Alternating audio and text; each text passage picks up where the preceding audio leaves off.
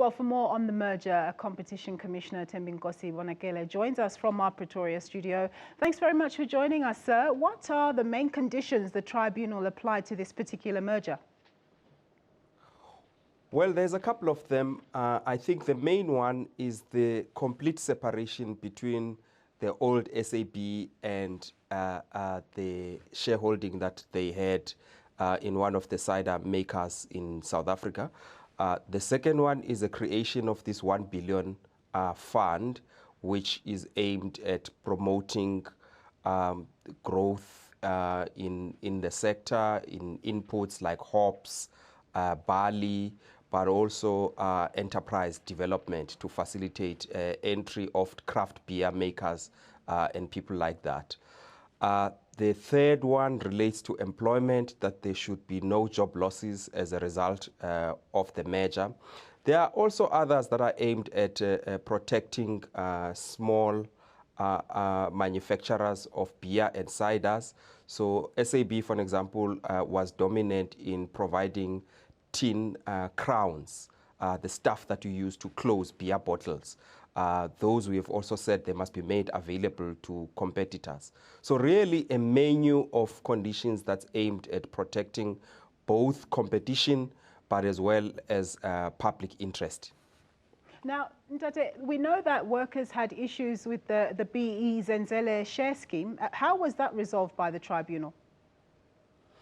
Well, it's unresolved.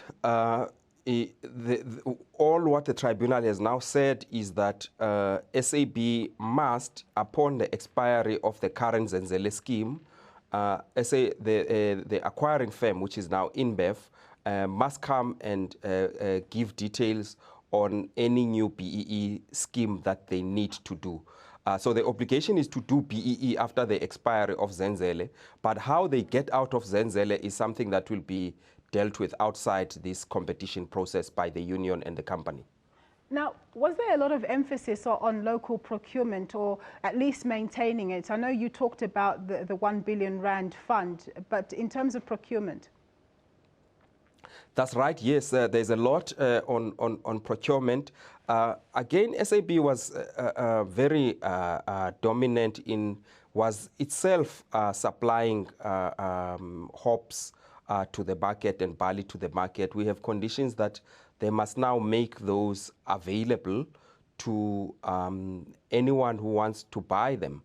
And in fact, some of the 1 billion will be used to support entry into hops and barley and maize, so that you have a market, so that you have a lot of people who grow and sell the stuff, so that you are not dependent on this one dominant player that is also integrated into farming.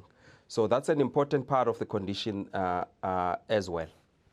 Now, you know, this issue of saying there shouldn't be any retrenchments for a certain period after the merger and all of that. I mean, how can you really enforce that? How can you be sure that one thing is really related to the other thing? That is, a retrenchment comes as a direct result of the merger.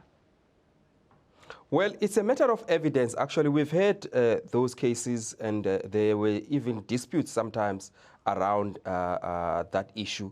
But the principles are fairly clear. If you would not have retrenched, but for the merger you did, then that would be deemed to be a retrenchment arising from the merger.